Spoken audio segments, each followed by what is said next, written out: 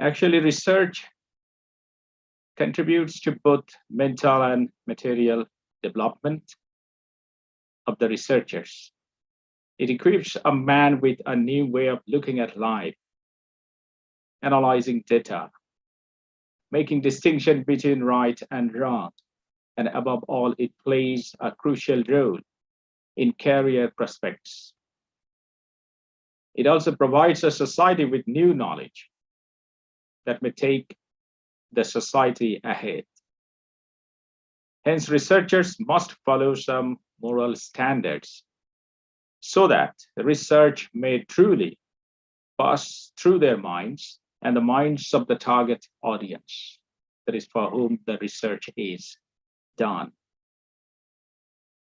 and trigger the advancement of our life through negotiation between the past and the present, and showing us a path to a peaceful and happy and prosperous future. So the importance of research is very, very important, and I think research is essential for the advancement of the society and above all for the advancement of human civilization. So I feel really lucky to be here with all these luminous personalities. And once again, I express my thanks and gratitude. Dear audience, the topic of my discussion is a rereading of a researcher's moral obligations in the digitalized world. So I'd like to share a few words with you on this particular topic now.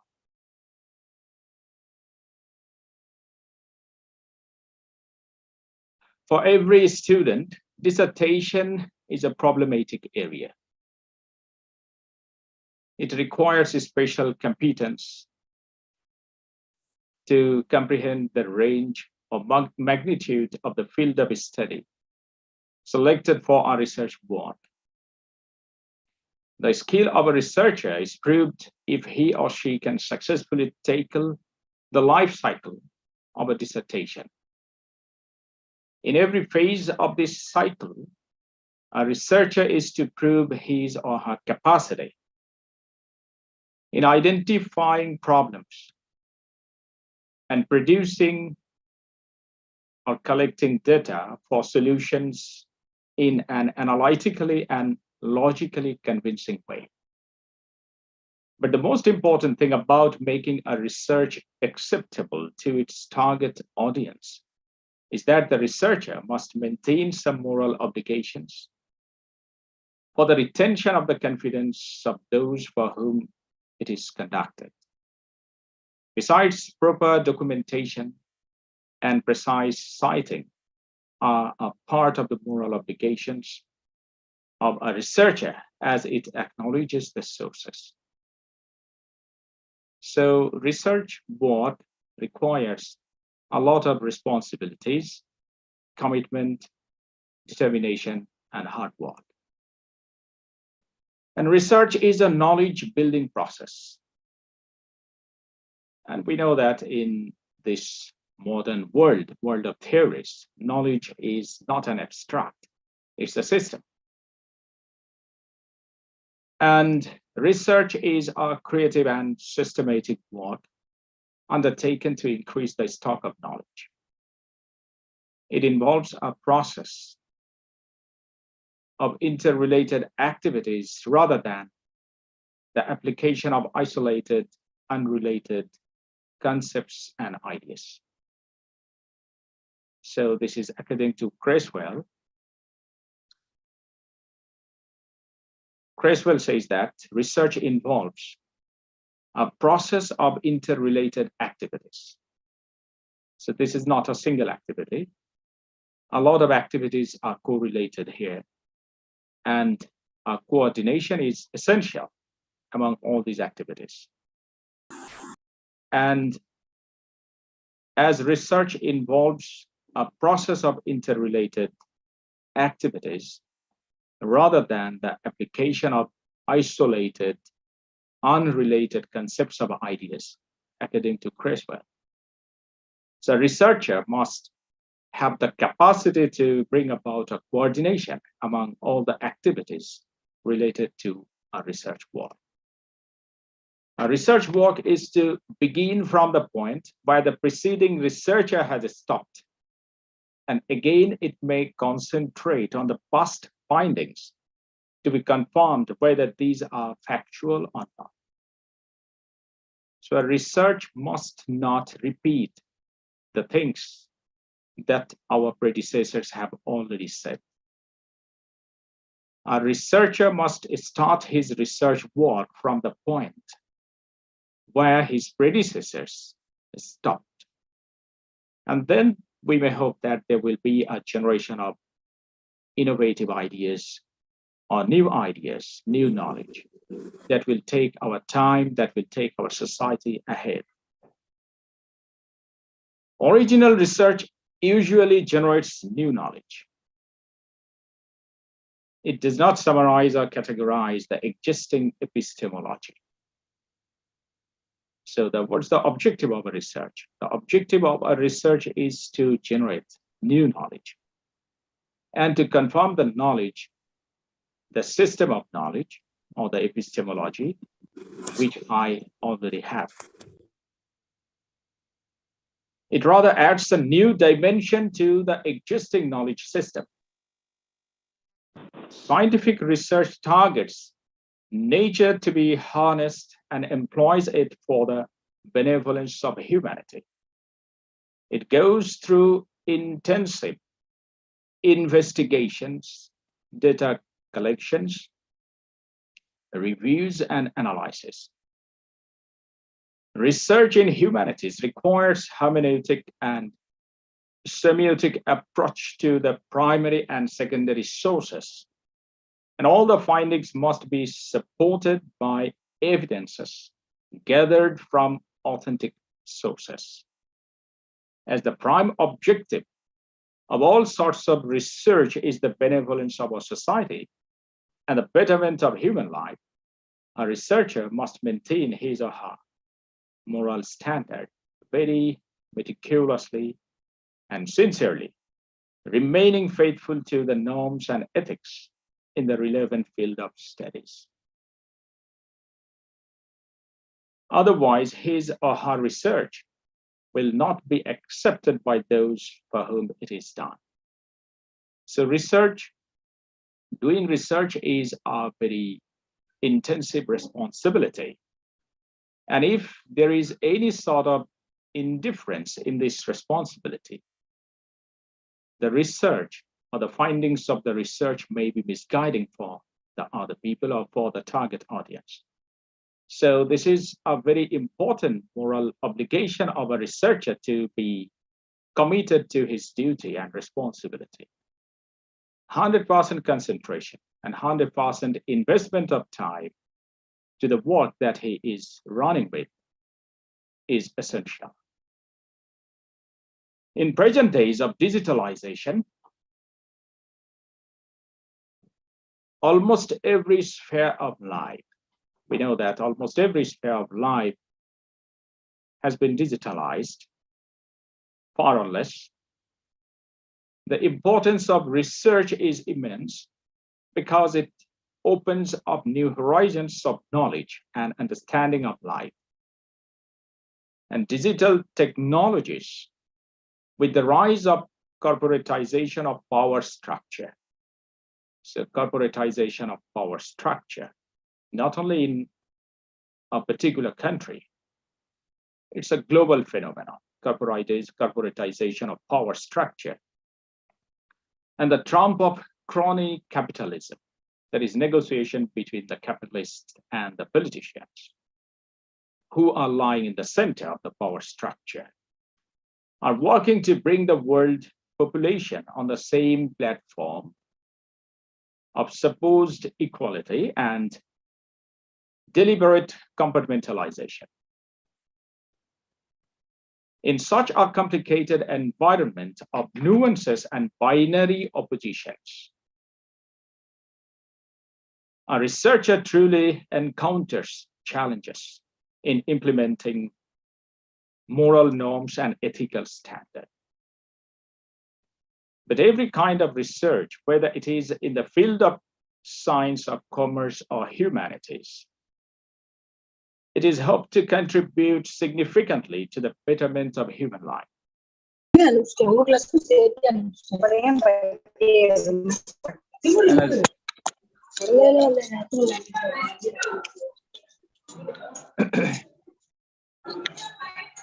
So I do request the host to mute the audience, please. As research must be practice-oriented, that is the practice which will hopefully take human society ahead. It must be conducted within the framework of some particular moral and ethical rules. Otherwise, it will create confusions among those whom it is meant for. Morality is the initial consideration, and a researcher's moral obligation is at first to himself and then to his society. Morality is not an abstract, but a system constituted by the ingredients of a person's society, culture, aesthetics, history, and tradition. Economic framework also, and the existing power structure. So all these important ingredients constitute the moral stance of a researcher, like everybody in the society. It is reflected in a person's desire and capacity to distinguish good from the evil, and his or her intention to do always good to his society. A researcher who is truly guided by the volition of morality thinks of the benefit of human society and never affecting the agents associated to his research project. In the capitalistic framework of the society, morality is a construction, as I have already said, not an inheritance, because it is being deconstructed and reconstructed simultaneously as per the demands of the power structure, which is mostly in the grip of a few people having the mode of production in their possession. In the present political economic framework, everybody is under surveillance. So borrowing the term panopticism from Michel Foucault, his famous work, Discipline and Punish, the Birth of the Prison. So I have borrowed this term from him. I may define morality as a system constructed and controlled by the present capitalist society, which is different from the society that precedes it, that is feudal society or agro-based economic society. As knowledge, according to Foucault, generates from power relations. There is no denying that a research work is controlled and shaped directly and indirectly by the power structure which constructs the framework of the market's demand for the human resources with decisive knowledge. So I have borrowed this idea from Michel Foucault.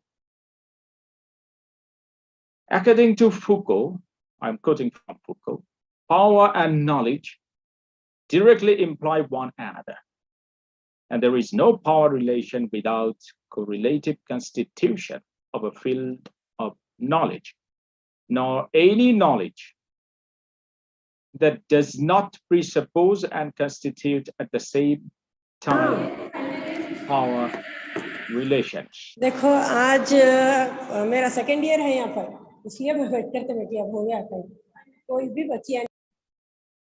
So Foucault says that power and knowledge directly imply one another.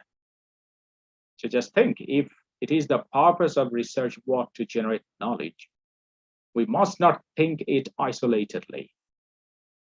We must think of its delicate relationship with the power structure of the society. In such a world, the world of digitalization, the world of marketization. A research that is the knowledge generating project is to be guided by some set of moral rules acknowledged and approved by the market. So the conception of morality that we know from our traditional belief system is not free to work autonomously in this framework of economy or framework of power. It is undenying that in the age of digital transformation, the conception of morality undergoes significant changes. Morality is not an abstract now in the age of digitalization or globalization, or frankly speaking, recolonization. It's a construction with the ingredients supplied by the market economy and corporate power structure. So anyway, morality is not an afterthought. As research is mostly transformative in nature, there is research targets to bring about changes in the society, to bring about changes in knowledge system. So research is considered to be a transformative work. And as it intends to play the role of a proponent of new ideas and knowledge and impacting the way of thinking of the target audience, it must follow the ethical stance that is practice before you preach. Actually, research appears to be an expedition from a problem to a solution, with an objective to add a new dimension to the existing epistemology or knowledge system. A researcher's approach to his research depends on how he intends to address the research problem, qualitatively or quantitatively, or in the process of mixed methods. The whole process must be guided by some professional and institutional associations. And in this connection, it's believed that every university or institution has some set rules to provide its researchers moral or ethical guidelines. Sometimes in the case of mostly scientific and technological research, the financiers or the patrons supply the researchers with guidelines based on the norms and principles, their own norms and principles.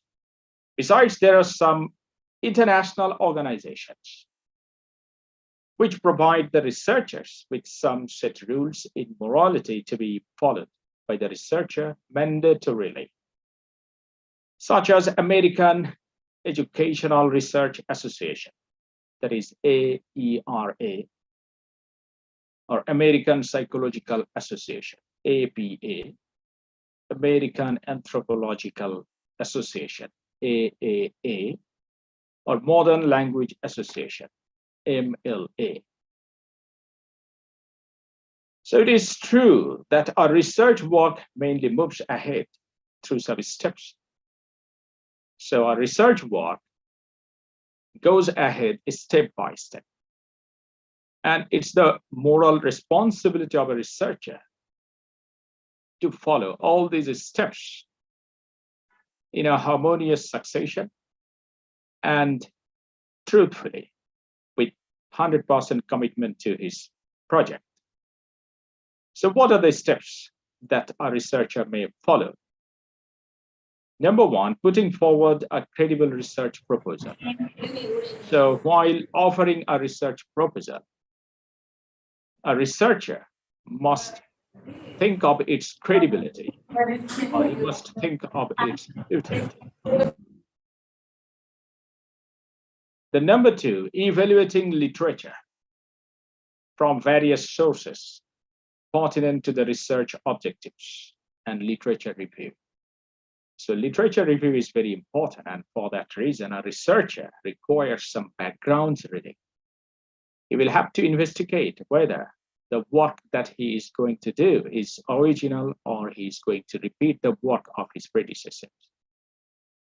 And to know it, or to know his location in the belief or in the knowledge system, he will have to have an extensive study of the relevant field in which he wants to or intends to do research. The number 3, citing sources. That is, a researcher must be faithful to his work. He must be honest. So he must acknowledge his debt to those people from whom he borrowed his ideas, his information. So citing sources, for example, books, journals, web sources, conference proceedings, and etc., etc. The number 4, identifying the way of collecting data, designing methods. So a researcher must decide whether he will work on a qualitative research or quantitative research. So he must decide it at first, or mixed method. And then he will have to proceed in a systematic way, not haphazardly. Then analyzing data. So data analysis is very important, and here a researcher should have the intellectual capacity. If a researcher is not intellectually capable of analyzing data, then his findings may be wrong, or his findings may be misguiding for the target audience. So data analysis is related to the researcher's intellectual competence. And carrying out empirical research. So anything under the sun can be the topic of our research. Now, a researcher must decide what topic he will choose, or which topic will be useful for the society or for the target audience. So the research topic must be empirical, and it should have utility in the society. It should have the power to contribute something new to the knowledge system, or to take the society ahead. Then the next step that a researcher must follow, discussing and analyzing findings. So the findings that a researcher gains during his research are to be analyzed objectively, not subjectively. That is, he will have to be neutral, or he will have to be faithful to his work. He must not emotionalize his findings. He will have to analyze his findings objectively, not subjectively. So there is no place of subjective emotion in research, because as soon as your research will be published, it will be a public property. So the public will decide whether you have done the right thing or the wrong thing. You will have no excuse then. For that reason, I think it is the moral responsibility of a researcher to be empirical, or to be useful for the society. So the choice of topic is very important. As I have already said, that anything under the sun can be your topic. You can choose any of the topics under the sun. But which topic will contribute to the existing knowledge system or epistemology? That you have to decide. Then the last step, that is wrapping up research work or conclusion. According to John W. Creswell,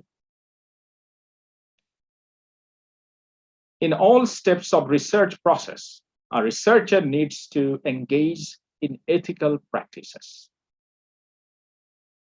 He thinks that is, Creswell thinks that practicing ethics is a complex matter, because it is not merely following a set of rules or guidelines set by a particular association. It's a pervasive idea that controls a researcher from the beginning to the end of the research work. So the moral standards which are set for the researcher are very important, because if these standards are not appropriate, then the researcher may be misguided.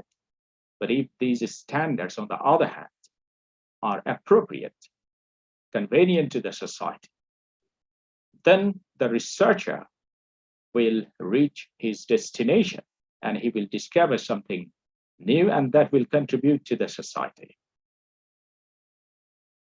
It is the moral obligation of a researcher not to stereotype all the samples during sampling process. So stereotyping is a very crucial problem, and stereotyping of data or samples is to be avoided, because if so done, the findings will lose their eligibility, as diversity contributes to the authenticity of data. So again, while collecting data, every participant must be given his or her due importance, and obviously nobody must be marginalized. That is, while a researcher decides that he will question or he will interview those people, then he must take all these participants in his research work with equal importance. If anybody is marginalized, that is, if anybody is given less importance and some other persons are given more importance, then the findings may not be credible. The findings may lose credibility. So all the parties associated in our research work should be given equal importance. Besides, it is the moral obligation of a researcher to relate his or her data to the social action in consideration of cultural, linguistic, political, and economic realities. A researcher should have a sound knowledge about the type of his research work. If he does a research on mixed methods, he accordingly, Creswell, should follow the following designs. Creswell has said that in a conversion design, the quantitative and qualitative sample sizes may be different. Care needs to be taken to not minimize the importance of a sample because of its size. So every sample is to be given equal importance in a convergent design. In an explanatory design, Creswell says, researchers may use large quantitative database for the initial phase of the research. In order to follow up on these individuals with qualitative interviews, there needs to be an identifier linked to the quantitative database. Some individuals may not want their quantitative data released. Using names without permission constitutes an ethical mixed issue. And last of all, Creswell has said that in an embedded design, conducting initial qualitative interviews to build an intervention before an experiment may be helpful in designing the intervention. So a researcher's first and foremost moral obligation is to himself. That is, he must intend that he is doing the research work to take his existing knowledge a step ahead and add something new to the present knowledge system. In doing so, he must maintain utmost honesty, sincerity, dedication, confidentiality, perseverance, and hard work. Unless and until the researcher is morally good and dedicated to the ethical norms, the research work will not be well organized, frank, and authentic, and useful to the society. So, according to David B. Resnick, there are several reasons why it is important to adhere to ethical norms in research. He believes that our research must pursue knowledge, truth, and maintain the avoidance of error. unnecessary fabrication, then falsification, misinterpretation of research data, tells upon the authenticity of research. And Resnick further believes that, he suggests that research is a collaborative one, and it involves coordination among many different people of different disciplines and institutions. In this work, a researcher is to follow the norms of accountability, mutual respect, and fairness.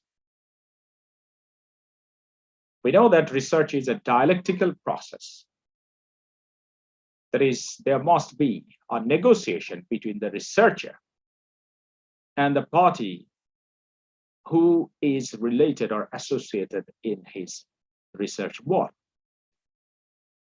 Or there must be a negotiation between a researcher and the topic on which he is working. There must have been a dialectical environment between the researcher and his supervisor. So this dialectical relationship, which is the first and foremost consideration in our research work, ensures the authenticity or success of our research work. And in this work, a researcher is to follow the norms of accountability. That is, while he will maintain a dialectical relationship, then he must have accountability, mutual respect, and fairness. Data sharing policies, guidelines of authorship, copyright, then patenting policies, etc., are to be followed with necessary moral standard. Accountability to the target audience or the public is the one of the most important moral standards that a researcher must follow. He must not forget that his research is dedicated to the benevolence of the public. So while doing any medical or technological research, a researcher must follow the human subjects protection law, the rules of animal care, and the rules of overall public interest. There is no chance of distorting or fabricating data about these issues, as it may bring about an irreparable harm to the agents related to the research. So this is a moral responsibility, as the violation or distortion or a kind of deviation from all these rules may bring about harms to the agents related to the research work. A researcher's moral responsibility is to handle all these issues very carefully. Finally, the researcher must clarify his or her objective at the inception of the research so that the reading audience may get involved in it. So a good research must involve the reading audience. If a research fails to draw the interest or attention of the reading audience, it may help a researcher to attain or achieve promotion in his job, in his career, or it may also help him in some other ways, but it will not help the society. For this reason, a research should have a broad objective, the objective which is related to the betterment of the society. And reading books, as I have already said, that for preparing a research proposal, a researcher needs background reading. But in this digitalized world, the mode of reading has gone through a lot of changes, significant changes. And reading books help a reader formulate and crystallize his or her thoughts. So reading has this great advantage, because while I read a book, I am acquainted with a new way of looking at my life. When I read a book, I learn a new approach to human life. I learn a new way of thinking. So reading is very important. The way and objective of reading are undergoing a paradigm shift. So we find a paradigm shift in the present days of digitalization, especially in our mode of reading. During the last 3 decades, the world attains a change that we could have never imagined. In our pedagogy, computers and ICT has brought about a tremendous revolution. We are living in the world swept by the anarchy of information. This anarchy is creating restlessness and is not letting us invest our concentration 100% to the attempt of attaining comprehensibility of our surrounding. The crowd of information in the internet, television, cell phones, WhatsApp, etc., and in other electronic media is contracting our space of thinking. So we attain a lot of information, but we are losing the wealth of wisdom, because wisdom requires concentration. Wisdom requires time to think that we cannot invest 100%. So heavy metals is there, it is there. Contracting our space of thinking. So these electronic media, which is the first and foremost requisite of research work. That is, we need thinking. This is the first and foremost requisite of research work. Research is an area of specialization and living among amazing diversities and chaotic situations created by incessant flow of diverse information. It is really a great challenge for a researcher to be particular in a certain field of research. So I think in this present world, it is really a great challenge for the researchers to be particular in a particular field of, in a special field of thinking, because we are living in the crowd of diverse information. A researcher in such a situation, with awareness of the nuances, finds it difficult to distinguish wisdom from knowledge and bring about juxtaposition between these two subtly distinct phenomena.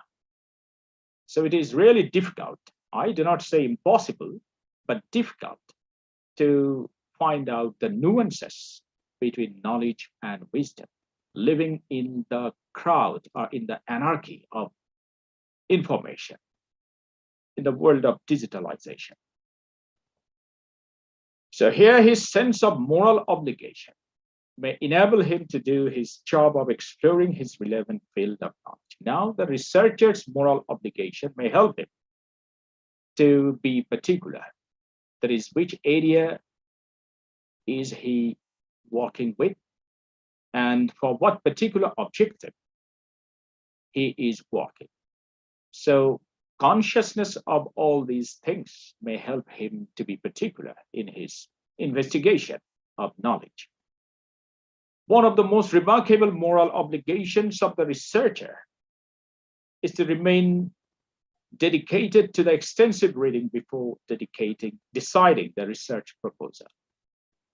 But at present, mode of reading is undergoing a significant change. In the age of digitalization, knowledge is making every possible attempt to override wisdom. Electronic and social media are offering surprising quantity of diverse information. Knowledge comes out of learning or knowing information, but wisdom refers to the ability to judge knowledge dialectically and analytically. When knowledge becomes dialectically connected with different issues of human life, it turns into wisdom. So knowledge is translated into wisdom when it is dialectically related to the other issues of life, or while it brings about a dialectical negotiation with different aspects of our life. A researcher's moral obligation is to harness knowledge in his field of research and at the same time transform it into wisdom through a laborious process that involves data collections, data analysis, and evaluation. True wisdom precedes the comprehensibility of the fact and the ability to execute it in life pragmatically. It is mostly associated with imagination that requires time and labor. But the platform, which is full of strangeness and surprises, does not allow its users to sustain his or her concentration longer. It is just like Aladdin's lamp. Suppose we have our smartphones at our hands. It is just like the Aladdin's lamp. Just rub it, a genie, that is Google, will appear there and ask you, what's your question or what do you want to know? Then you will put your question, immediately it will appear with the answer. So it does not allow you to think. It does not let you think. It does not give you sufficient time to think. So you get everything ready. It is just like Aladdin's lamp. And Google and other search engines are just like genies of Aladdin's lamp and appear with all what you want to know. So I think we are losing the time of our thinking. We are getting a lot of information. We are living in the crowd of information, but we are losing our time or the tranquility of our mind, which is essential for thinking, that may translate our knowledge into wisdom. So that very valuable time is now lost because of these genies of Aladdin's lamp.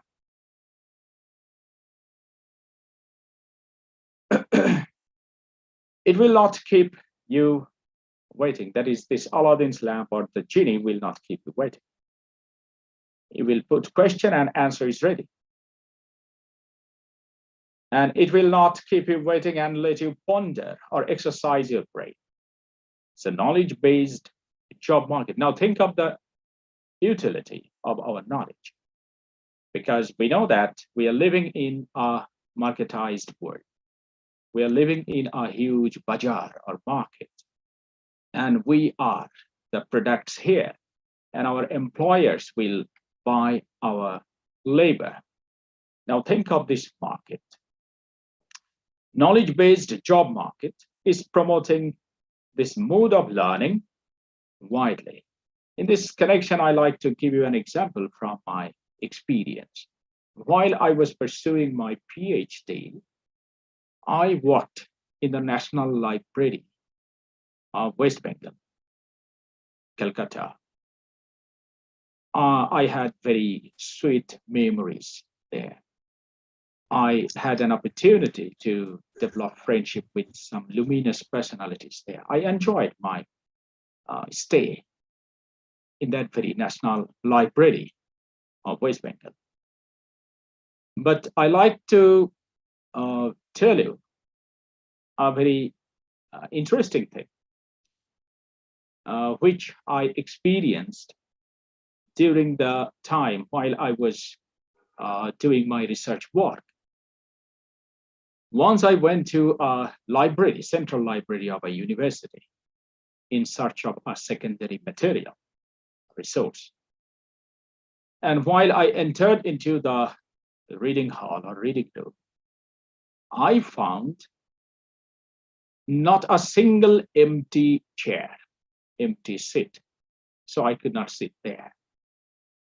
And I found the whole reading room was crowded with learners.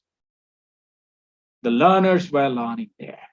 Every chair is occupied by the learner. I was really delighted. I felt delighted. And I asked the library assistant, about the learners enthusiastically. But the library assistant frustrated me. He told me that all the learners, almost all the learners,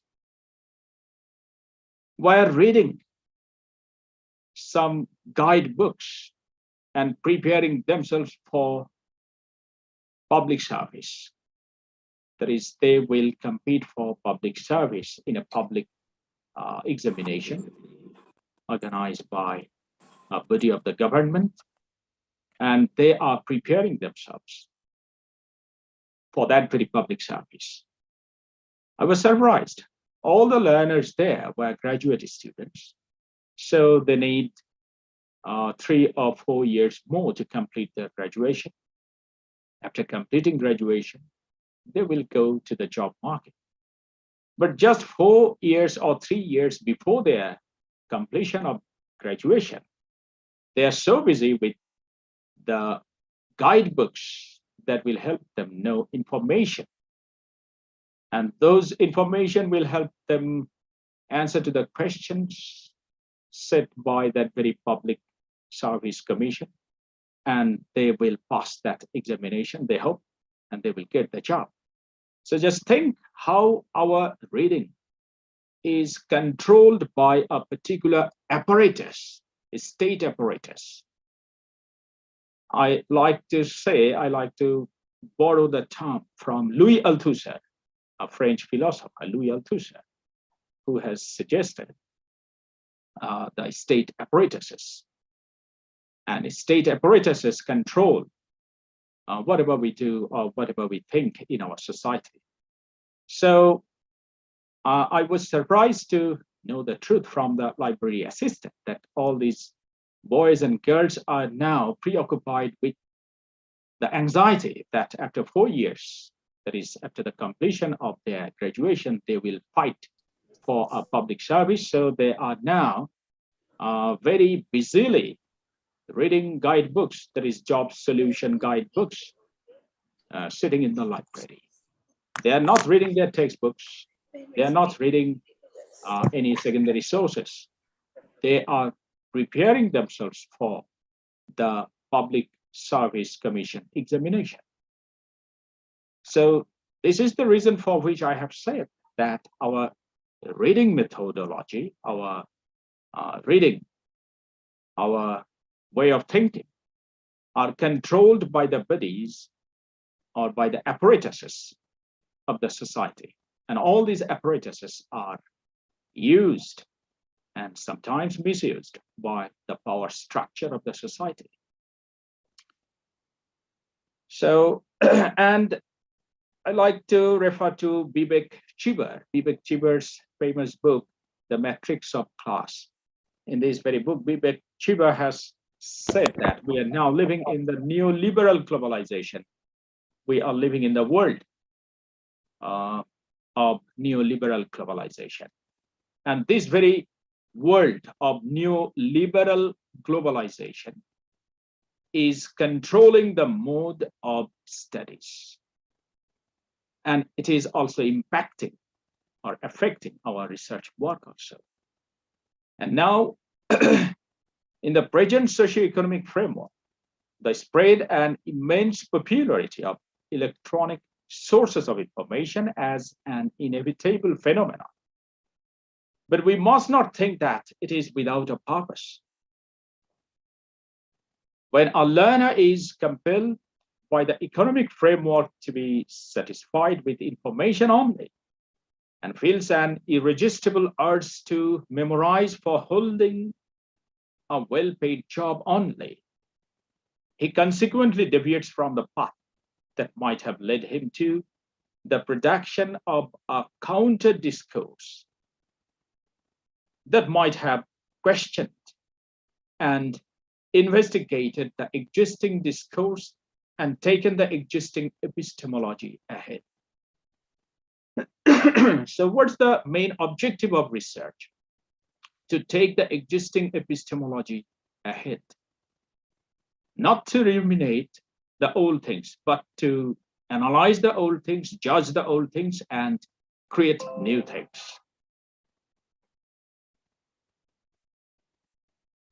But only knowledge without wisdom cannot enable a learner to do this job properly. His failure may obviously be an inevitable consequence of the existing relationship between the human resources and the demand of the corporate job market. Hence, it is a researcher's moral obligation to overcome this obstruction and go on with the search for the new horizon of knowledge. Yes, we cannot deny the truths. We cannot deny that we are living in the world of market economy. Yes, we need job, we need money for livelihood, but we need knowledge also, new knowledge that will take our society ahead. So that very thing is to be considered by the researchers, and that is his moral obligation also. But it is not a one-sided process. So it is a very difficult job of a researcher to be conscious of this thing. To make it possible, both the parties are to be equally sincere in this venture. That is, both the system and the researchers should be equally interested in creating something new for the society. In the present globalized world, we must accommodate digital method of learning, but we cannot do it by exiling books. Yes, we have got ebook, we have got PDF, we have got thousands of soft copies of very, very essential books that we do not find usually in a single library. But we must not forget that these digitalized materials cannot be a substitute for books. Books are the reservoir of knowledge. In every page of a book, there lies a world. So when we read a page, we set an expedition in that very world with a view to discovering a new horizon of knowledge. It creates to the insatiable thirst for wisdom. It caters to the thirst, insatiable thirst for wisdom. That a PDF that we usually read on the screen cannot create. It enhances our ability to think and dig out the treasure of new knowledge and ideas. So the moral obligation of a researcher is to bring about a synthesis between the traditional and digital methods of thought. So I do never say that we should give up digitalization or digital materials for reading. We must welcome all these things, but we must not banish paper books, because while we read a page of a paper book, we dive into the sea. We dive into a new world of new things, new ideas, new knowledges. So reading books can never be given up.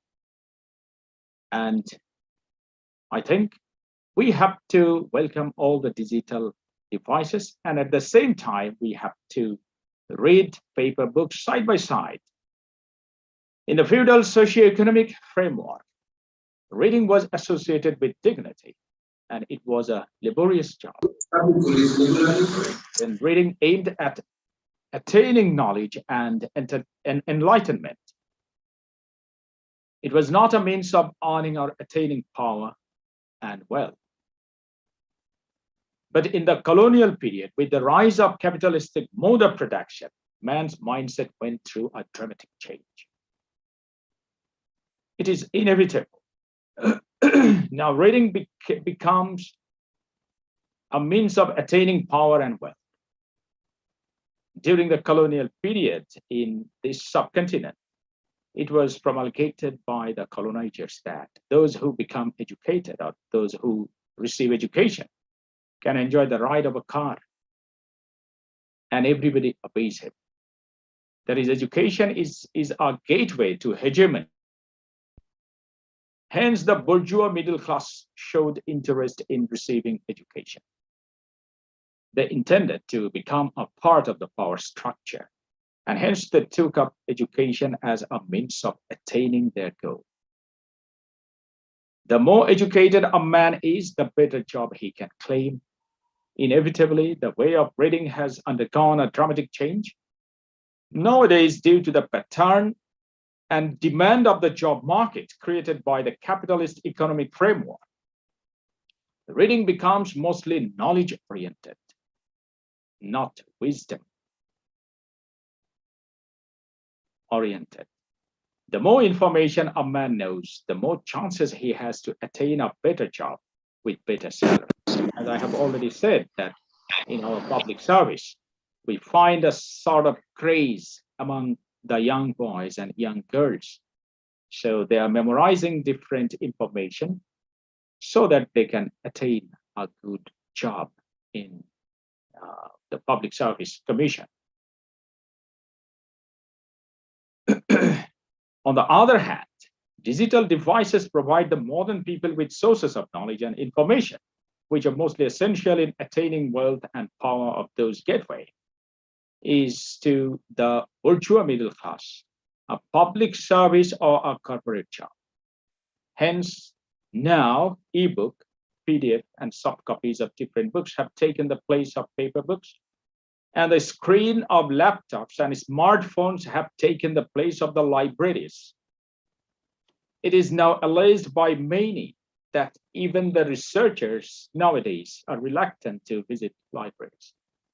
This is not applicable for everybody, but I, as a researcher, visit many prominent libraries of my country and in different countries, and I have discovered that libraries most probably are losing readers.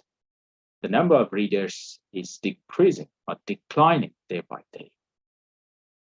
Most probably the readers are reading books from different digital sources. It is now alleged by many that even the researchers nowadays are reluctant to visit libraries, not all the researchers. It is because the sources of research literature are available in soft copies in different electronic media and websites. So it is easy for a researcher to avail a huge amount of materials, especially secondary sources in those electronic media, even sitting at his home, only with a few clicks of the mouse and keyboard. Anybody effortlessly can avail a huge galaxy of information, and a researcher can easily cut and paste materials and insert them in his or her work. It saves time, labor, which are essential for research work for collecting both primary and secondary sources. But therein lies the chance of cheating or deceiving. That is, cutting and pasting have the chances of cheating or deceiving. The disadvantages related to this mode of using internet or electronic media may be as follows. Number one, it instigates the crime of plagiarism. It's a worldwide growing problem. In my country, I have already known a lot of cases that some researchers submitted their research and they have also obtained a PhD degree. And after the publication of the research work, he is charged of plagiarism. So this problem is increasing. In many cases, researchers do not acknowledge the source or even do not place the verbatim text in quotation marks. John Bingham asserts that taking someone else's text word for word without due acknowledgement is a straightforward plagiarism. So in this way, John Bingham defines plagiarism. And MLA 7th edition terms this term as intellectual theft and calls it a moral and ethical offense rather than a legal one. So it's a moral offense. So the moral responsibility of a researcher to avoid this offense very carefully. Then another chance, there is number 2, another chance of cheating or deceiving, is that it discourages in-depth study of the research materials. So when we read a book, ebook on the screen, then it is not scientifically or biologically always possible to have in-depth study, because the light coming out of the screen affect our brain and concentration, our eyesight also. So we cannot sustain our watch or sustain our looking at the materials visible on the screen for a long time. So in-depth study is not usually possible while we read an ebook on the screen. It slackens the capacity of thinking of the brains. It slackens the capacity of thinking of the brain, because I do not find any necessity to exercise my brain. And when I get everything ready, then why should I exercise my brain? And if I practice this reluctance to reading, that may contract, or that may shrink the capacity of my brain. Then credibility of information or data may be questioned, as most of the sites and internet repositories of information are not authentic. And last of all, it hinders originality. So I am now towards the conclusion of my speech.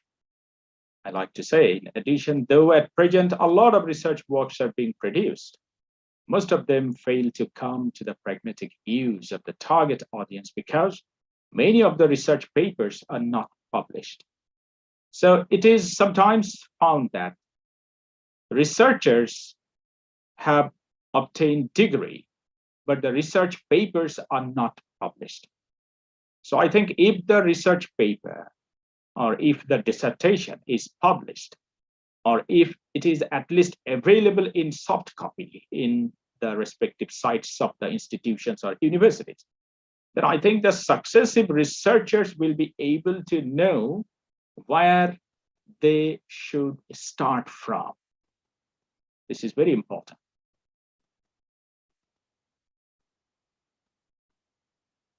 And another important thing that discourages the publication of research work is that many of the research works are done only for degree or promotion or increment of the salary in the service, that is in career. I do not know what is the case with India. I know in my country, I know it very well, that many research works are done here only for promotion or increment in the salary. And then what happens? The resources spent for this researcher by the government or by different employers are wasted, and the successive researchers are not benefited. So I think this is also a moral obligation of the researchers to take care of the publication of his research work or of their research works. And the universities or institutions should also be sincere in publishing these research works so that the successive researchers may be benefited, at least to know that where should they start from. So I think I have talked for a long time, and thank you for your patience. And finally, I just like to conclude in 2 sentences. That is, I like to suggest that soft copy of the books or ebooks can never be equal to paper books. And in the digitalized age, we cannot avoid digital resources. 2, as it offers us diverse sources of knowledge and information, saves our valuable time also. The amazingly vast quantity of resources that we get in digital sources may not be available in a single library. It involves a lot of time and expenses. But soft copy of a book cannot be a substitute for a paper book. So hence, these two sources should be utilized side by side by an honest and committed researcher whose moral discretion works aptly to bring about a synthesis between these two distinct modes of studies. So thank you very much. And thank you a lot for your passions that you have extended. Thank you very much, sir. It's excellent session, sir, actually. And we received a lot of good comments, positive comments from the participants too, sir. Nearly 260 participants were attending today's session, and also in YouTube, there are more than 100 participants are watching through YouTube live, sir. Thank you so much, sir, for being with us and spending your valuable time with us. Now, participants' queries, if any, you can get it clarified with our resource person. May I question one question, sir? Yes, sir. Dr. Sanjay Bharadwaj, UP. Sir, I want to know about the e-book. Sir. How can we use electronic? Yes, properly? sir. Yes, sir. It is the soft copy of the books that we find in electronic media. The soft copy of book. Where is it available in, sir? In general way, we have received the general way. Only many times the research Google Yes. dial, but not the proper way. And a short clip or not more. We have full book, but only small books are notes. So please, you tell. I want to know about the full books and soft copy and others. Yes, sir. Any special? Thank you, sir. Oh, thank you very much, sir, for your question. It is really very important question. Yes. For example, I have become a member of some international organizations in exchange of subscription, and I can visit their sites. Okay, I can visit the site of the library of an Australian university. I can also visit the site of the library of a Malaysian university. And if I visit their site, I get a huge number of ebooks there, and I can easily download those books in free of cost, as I am a member.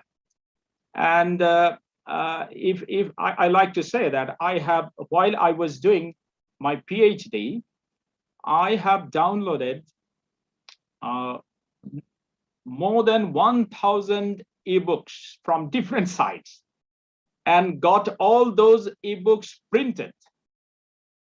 I got all those ebooks printed, and after getting them in the shapes of books, I started reading them because I could not sustain my concentration while I look at or stare at the screen of the laptop or at the tab.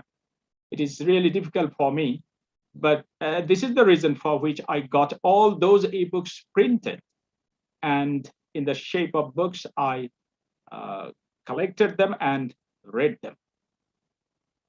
So, sir, I think these books are available in different sites of different prestigious libraries of the world. You will find a lot of journals there, and a huge number of research articles are available there. And you can easily download them and read them. Thank you, sir. Thank you very much.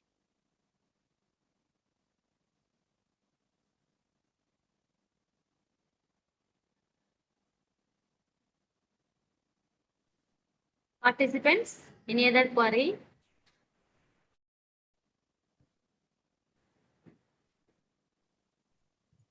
Hello. Yes, ma'am. Hello. Yeah. I don't have a question, but I want to thank Sir because of such in-depth knowledge he has given.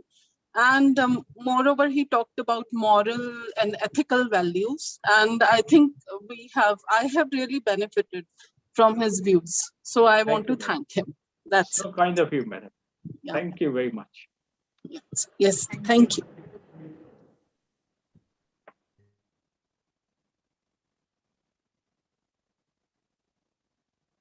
Participants, any other question?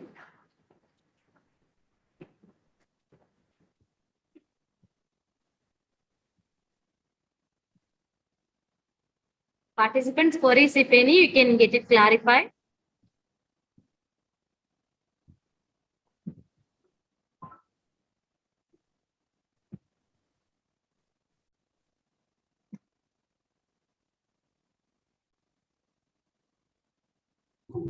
Madam, this is Agalya. Yes, ma'am.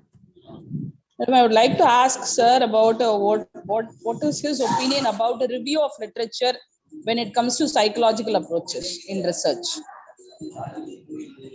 Thank you, madam. It's a very nice question. Thank you very much for your question. Yes, review of literature is a very, very essential part of our research work. And while a researcher decides to work on a particular topic, then he requires an extensive background reading. And this background reading requires his mindset. And if the mindset is not suitable to the field of study that a researcher has chosen, then his literature review may be biased.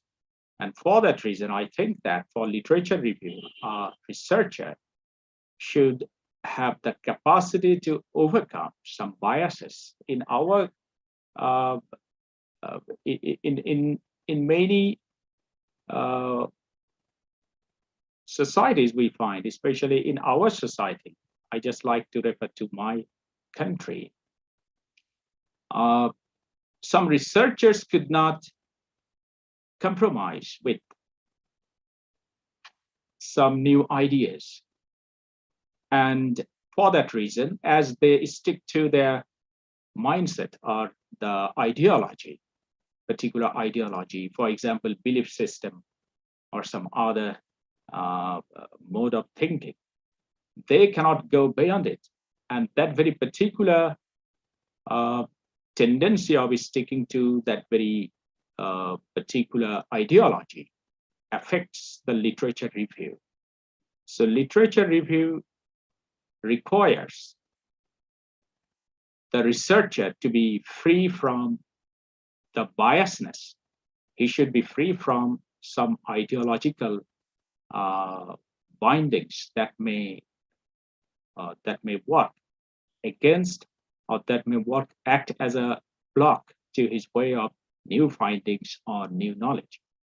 So I think the psychological approach of a researcher is very essential, or the mindset of a researcher is very essential for an authentic and credible literature review. Otherwise, the findings, data analysis, or collecting samples, and ultimately coming to a conclusion may be inauthentic or may not be accepted by the target audience for which it is done. Thank you, madam. Thank you, sir. Thank you very much. Thank you, madam. Sorry, sir. I can do one more question. Of course, sir. Very You're welcome, requesting way, sir. Sir, sir, I only know about, sir, just we use in India Sodh Ganga. So I not about any other link for the guidance in review. Just we use in the Sodh Ganga. In others, if any others link, so please you tell me. Sir, please excuse me, sir. Actually, I could not hear all the words, most probably because of network problem. Would you please repeat your question, sir? It is most probably because of technical inconvenience, I could not hear you well. Sir. Sanjay sir, Sir, you are please, muted, sir. Unmute, sir, please. Oh, okay. Oh, sorry, sir. Sorry, sir. And I want one question, sir. Sir, for example, we use in India Sodh Ganga for the research guideline and our students and get. So, sir, I know about any others link in foreign links. So we use in for the same.